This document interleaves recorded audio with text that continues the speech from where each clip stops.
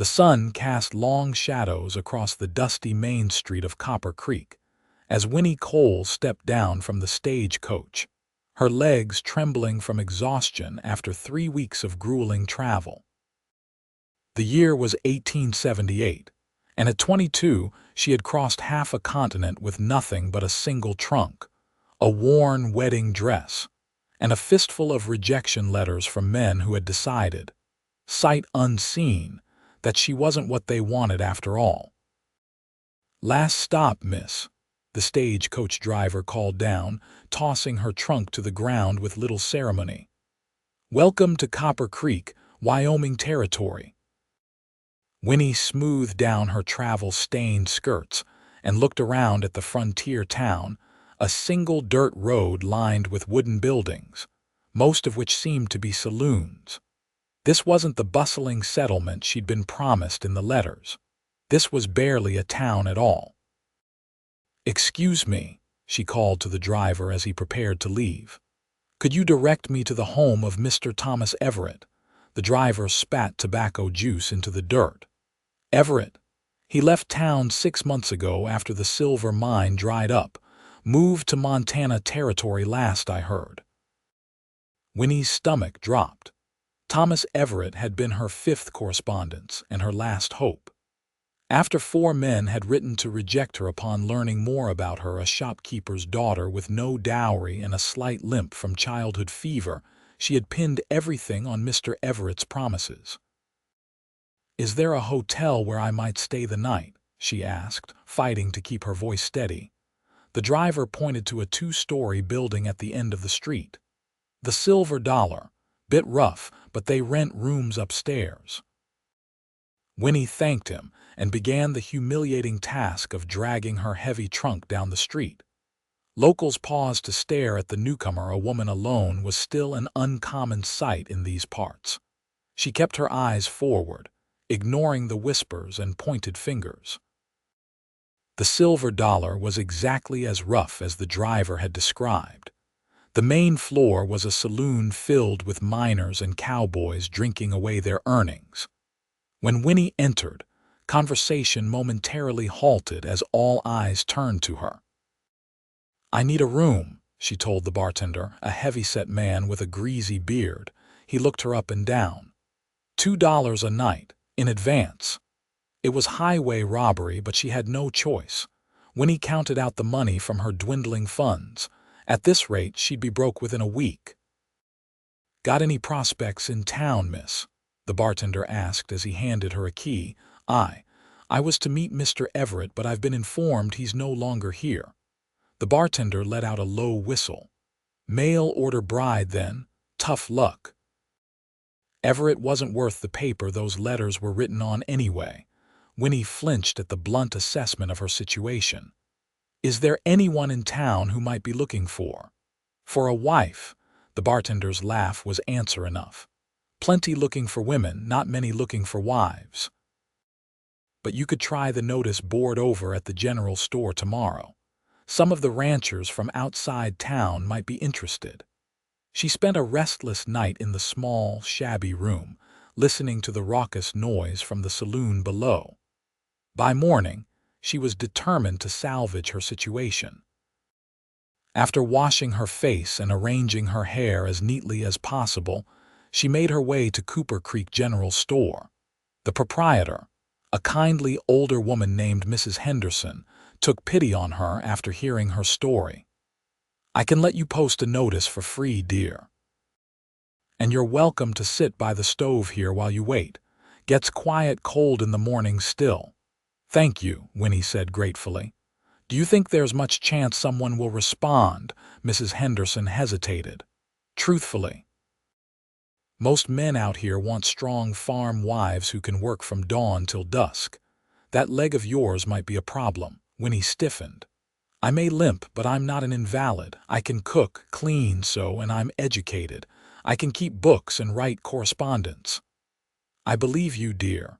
But men out here, they have certain expectations." Over the next 3 days, Winnie watched as several men came to read her notice. Some walked away immediately.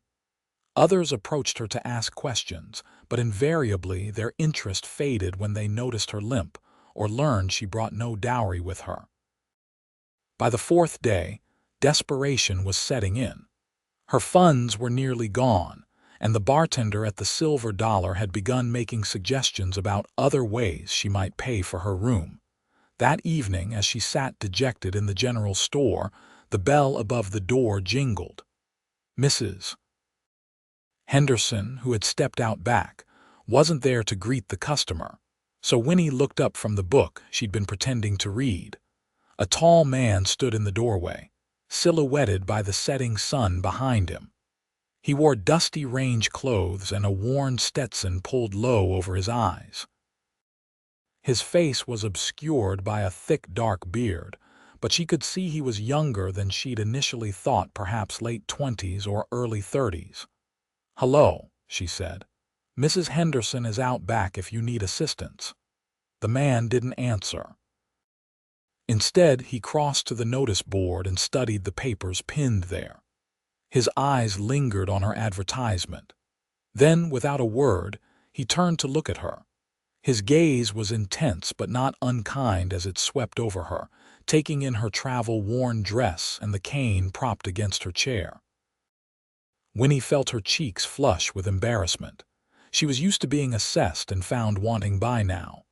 "If you're looking for a sturdy wife who can work a farm, I'm afraid I'm not your girl," she said bitterly.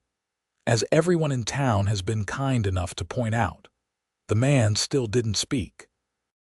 He simply crossed the room to her, pulled a pencil stub from his pocket and wrote on the back of her notice, which he'd taken from the board. "Grant Jameson, 5 miles north, Timber Creek Ranch." He handed her the paper, tipped his hat slightly, and walked out the door. Winnie stared at the paper in shock. Was this taciturn man offering her a place, or just telling her where she could find him if she wanted to discuss the matter?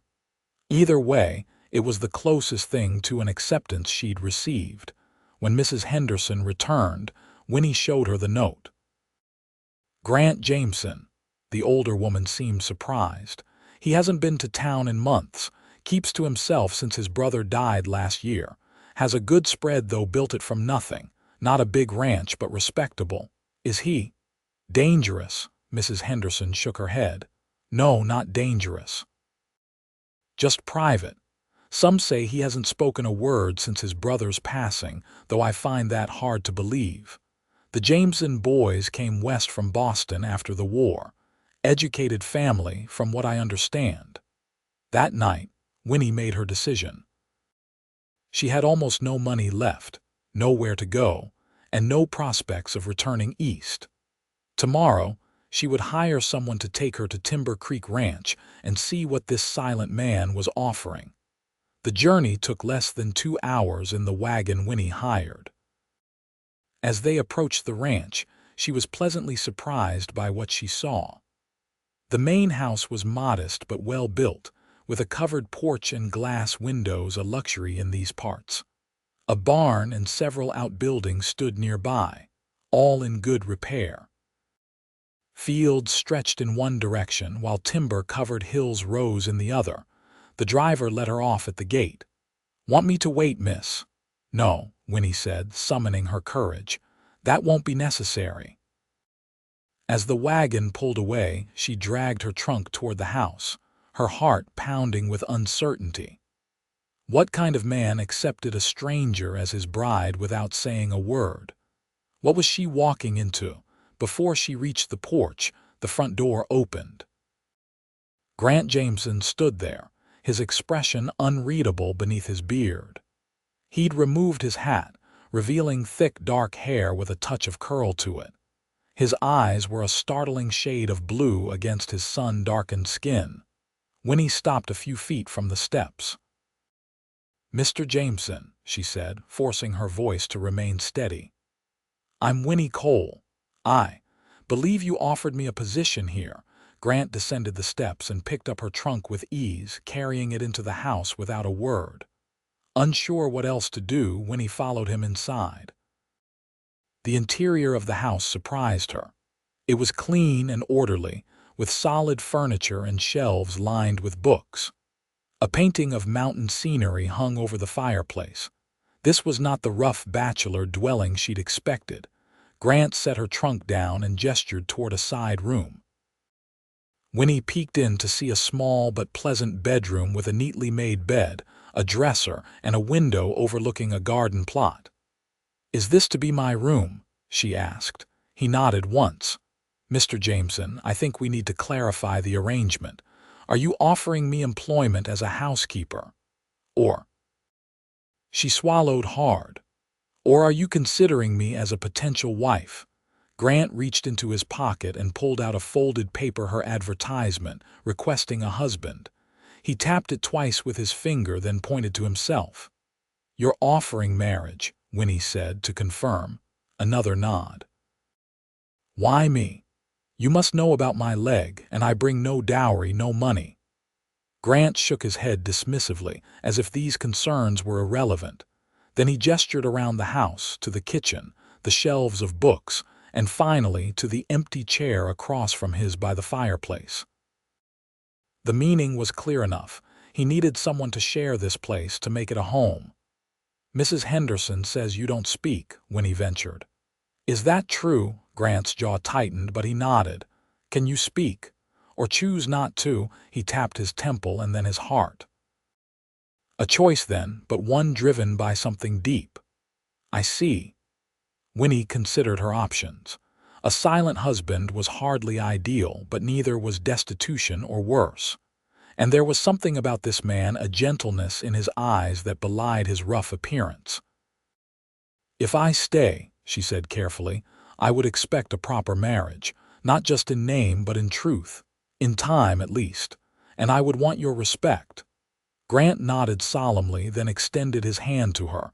After a moment's hesitation, Winnie shook it. "Then I accept your offer, Mr. Jameson." They were married 3 days later by the circuit preacher who happened to be passing through Copper Creek.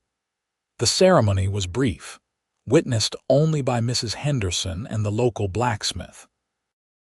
Grant had given Winnie money to buy fabric for a new dress, which she'd hastily sewn, unwilling to wear her old wedding dress intended for another man. As they rode back to the ranch in Grant's wagon, now husband and wife, Winnie wondered what she had gotten herself into. Grant hadn't broken his silence even for his vows, simply nodding his agreement when prompted. "Will you write your name for me?" she asked as they passed through the ranch gate. "I'd like to know how to spell it correctly." Grant reached into his pocket and handed her a small object. It was a wooden carving of a bird, a wren, she realized, with Winnie J. carved delicately into the base. Tears sprang to her eyes at the unexpected gesture. "It's beautiful. Did you make this?" He nodded, a faint smile visible beneath his beard. When he held up 3 fingers, 3 days. "Since I agreed to marry you." Another nod. That night, Grant showed her to the bedroom he'd prepared for her and then withdrew to sleep in what had been his brother's room. The arrangement was a relief to Winnie, who needed time to adjust to her new circumstances. Over the next few weeks, they fell into an unexpected rhythm. Each morning, Grant rose before dawn to tend to the livestock and fields, while Winnie prepared breakfast. They ate together in comfortable silence before parting for their day's tasks. Winnie threw herself into making the house truly habitable. She planted a vegetable garden, scrubbed floors, mended curtains, and organized the kitchen to her liking. Grant never interfered, seeming pleased with her efforts. Communication was a challenge, but not impossible.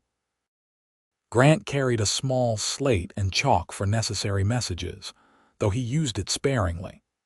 More often, they developed their own language of gestures and expressions. Winnie was surprised to find that she rarely missed conversation as much as she'd expected. What Grant lacked in words, he made up for in actions. He always made sure the water bucket was filled before Winnie needed it. He brought her wildflowers from his rides across the property.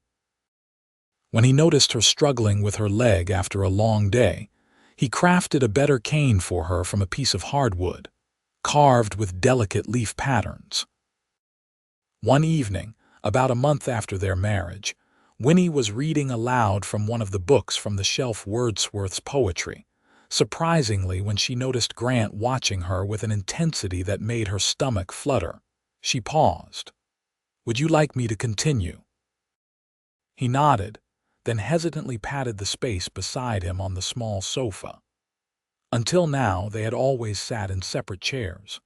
Winnie moved to sit beside him, acutely aware of his presence, the warmth of him, the clean scent of soap from his evening wash, the way his sleeve brushed against hers. She began reading again, but found her voice shaking slightly. Grant gently took the book from her hands and set it aside. Then he reached up and touched her cheek with calloused fingers so tender it made her breath catch. His eyes asked a question. "Yes," Winnie whispered, answering the unspoken words. His kiss was tentative at first, then deepening as she responded. When they finally parted, Winnie saw something in his eyes she hadn't expected: vulnerability. "I don't need you to speak," she told him softly, "but I would like to know you. The real you." Grant stood and crossed to a desk in the corner. He removed a journal from a drawer and handed it to her, then gestured for her to follow him. He led her to her bedroom, lit the lamp, and then left, closing the door behind him. Alone, Winnie opened the journal with trembling hands. Inside, in a neat, educated hand, she found Grant's story.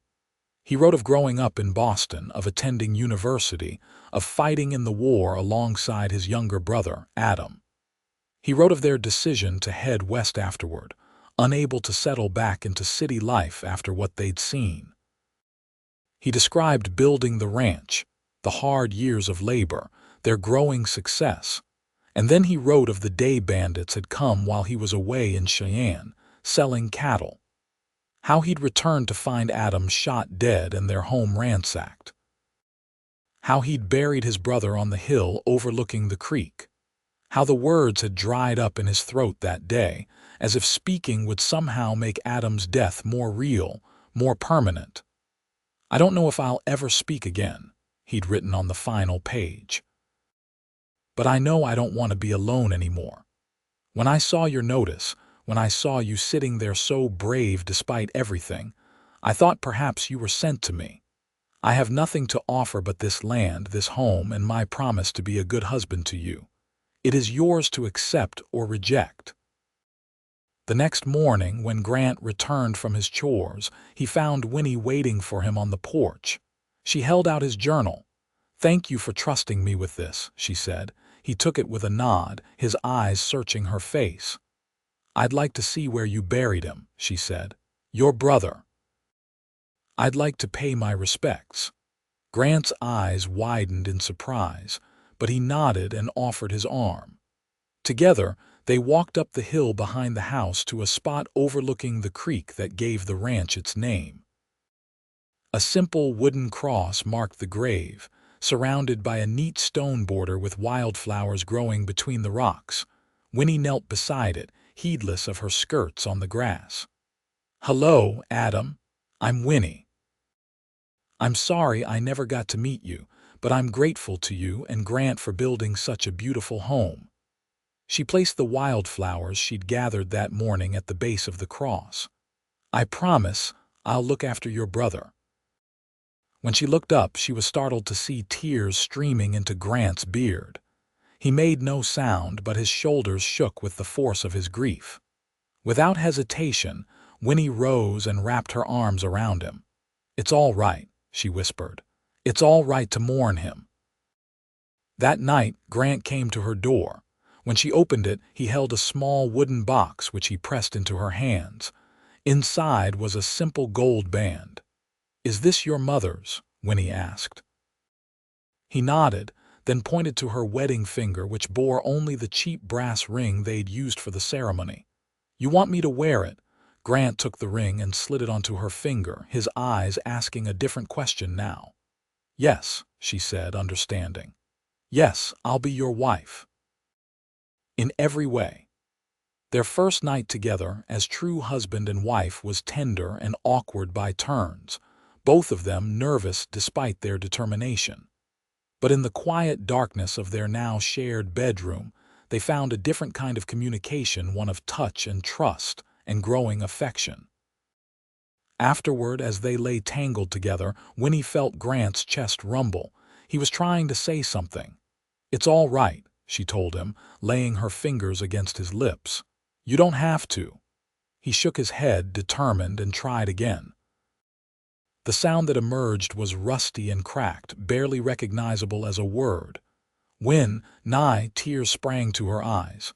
"Grant, Win, Nye," he repeated, the name slightly clearer.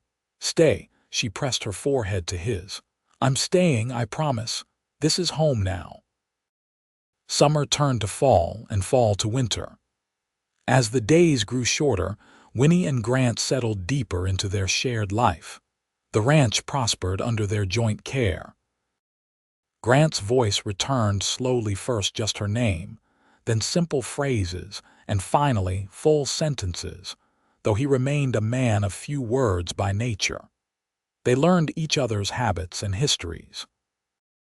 Grant discovered that Winnie loved to dance, despite her limp, and cleared space in the main room where they could move together to music only they could hear. Winnie learned that Grant had a talent for wood carving and encouraged him to create pieces to sell in town alongside their farm goods. When the first snow fell, Grant took Winnie to town for supplies, proudly introducing her to everyone they met as "my wife." The townsfolk who had once dismissed her now treated her with newfound respect as Mrs. Jameson of Timber Creek Ranch. As they loaded their wagon with winter provisions, they encountered the bartender from the Silver Dollar. "Well, well," he said, eyeing Winnie with surprise. "Looks like you found yourself a situation after all." Before Winnie could respond, Grant stepped forward. "Found myself a wife," he corrected in his still, raspy voice. "Best decision I ever made." The bartender's eyebrows shot up at hearing the formerly silent man speak, but he had the sense to tip his hat and move along. "You didn't have to do that," Winnie said as they climbed into the wagon. "Wanted to." Grant took her gloved hand in his. "Proud of you, proud you're mine." That winter brought challenges: frozen pipes, a sick milk cow, drifts of snow that isolated them for weeks at a time. But it also brought a deepening of their bond as they faced each problem together. On Christmas morning, Grant presented Winnie with a rocking chair he'd secretly been crafting in the barn, perfect for sitting by the fire on cold evenings. Winnie gave him a new journal she'd ordered months ago from a catalog, its leather cover tooled with his initials. As they sat before the fire that night, Grant suddenly said, "I love you." It was the first time he'd spoken those words, though Winnie had felt them in 100 different ways. "I love you too," she replied, her heart full. "I'm so glad you opened your door to me that day." Grant smiled, the expression now unobscured by his beard, which he'd trimmed short at Winnie's request. "Knew you were special, moment I saw you." "How could you possibly know that? Your eyes, brave, kind, stubborn." He kissed her forehead. "Perfect for me." As spring returned to Timber Creek, Winnie had news of her own to share. Standing in the newly green garden, she took Grant's hand and placed it over her stomach. "We're going to have a baby," she told him. "Come autumn." Grant stared at her in wonder, then let out a whoop of joy that startled the chickens in the nearby coop. He lifted her off her feet and spun her around, careful of her leg as always. "A baby," he said, setting her down gently. "Our baby. Are you happy?" Instead of answering with words, Grant knelt before her and pressed his ear to her still flat stomach, as if he might already hear the tiny life growing inside. The gesture was answer enough. That summer they expanded the house, adding a nursery adjacent to their bedroom. Grant insisted on doing most of the work himself, though neighbors from nearby ranches came to help raise the walls, people who had become friends over the past year. drawn by the Jamesons' quiet generosity and hospitality.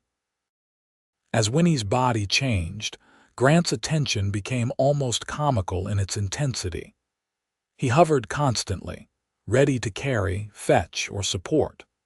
When her morning sickness was at its worst, he would read to her from her favorite books, his once silent voice now a soothing balm.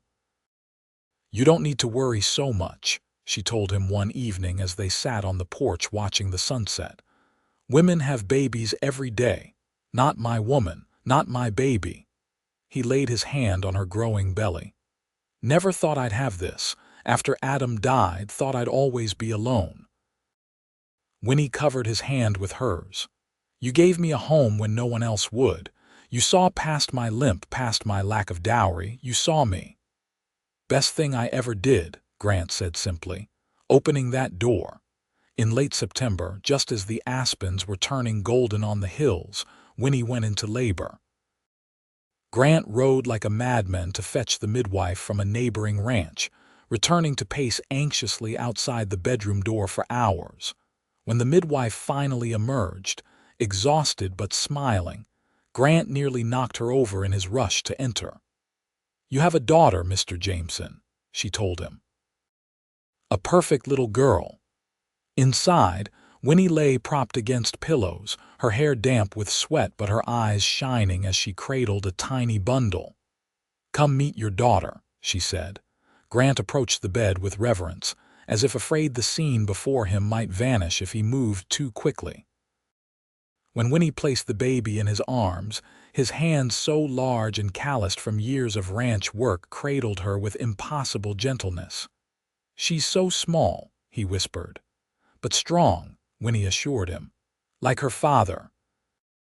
Grant studied the tiny face, the wisps of dark hair, the perfect miniature fingers. "What shall we call her?" Winnie hesitated. "I was thinking, if you agreed, perhaps Adeline, for Adam." Grant's eyes filled with tears. "Adeline," he repeated. "It's perfect." As autumn deepened into their second winter together, the Jameson household settled into a new rhythm centered around little Adeline. Grant proved to be a devoted father, as willing to change diapers as to rock the baby to sleep.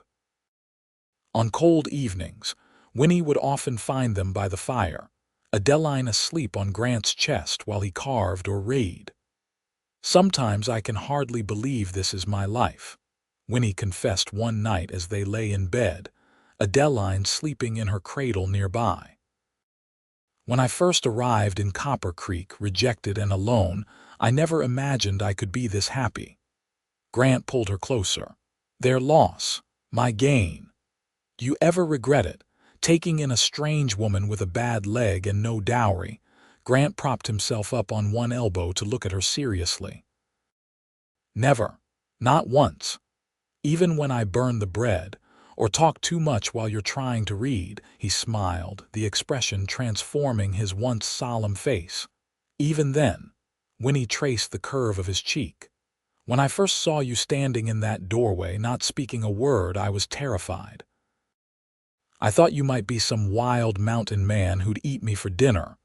Grant laughed softly. "When I saw you in the store, thought you were too fine for me, too pretty, too smart. Then why did you offer for me? Couldn't help myself. Something in your eyes, like you belonged here, with me." In the cradle, Adeline stirred and whimpered. Before Winnie could move, Grant was already up, lifting the baby and bringing her to Winnie's side. "Our family," he said with quiet pride as Winnie nursed their daughter. "Complete." Winnie smiled up at him. "For now," she teased. "We have plenty of room for more." The years that followed brought more children, 2 boys and another girl, and with them, the expansion of both the house and the ranch. Timber Creek prospered as Grant's careful management and Winnie's shrewd business sense combined to build one of the most successful operations in the territory. Yet despite their growing wealth and standing in the community, they remained the same at heart. Grant still a man who preferred actions to words, Winnie still the determined young woman who had refused to accept defeat. On their 10th anniversary, Grant took Winnie back to the hill where Adam was buried. The simple wooden cross had been replaced years ago with a proper headstone, and the surrounding garden was now a riot of color, tended by Winnie and the children. "He would have loved you," Grant said, his arm around her waist. "Loved the children, loved what we've built here." "I think he knows," Winnie replied, leaning into him. "I think he's always known." They stood in comfortable silence, watching their children playing in the meadow below Adeline, now a serious 9-year-old with her father's blue eyes, the boys rough and tumble at 7 and 5, and little Emma toddling after her siblings at 3. "Thank you," Grant said suddenly. "For what?" "For not giving up, for coming here when others turned you away, for bringing my voice back." He turned to face her fully. "For loving me." Winnie rose on tiptoe to kiss him. This man who had opened his door without a word, and in doing so had opened the way to a life neither of them had dared to imagine. "Always," she promised. "Always."